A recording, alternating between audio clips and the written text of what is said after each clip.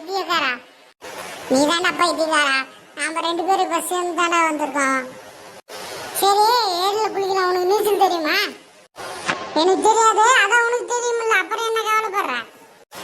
டேய், நான் என்ன மாதிரி ஒல்லியா இருக்கிற ஆளா இருந்தா தூக்கி காப்பாத்திடுவேன்டா. உன்ன மாதிரி குண்டா இருந்தா நான் இப்பதான் காப்பாத்துவேன். நவீனா, டேய் என்னடா இப்படி சொல்ற?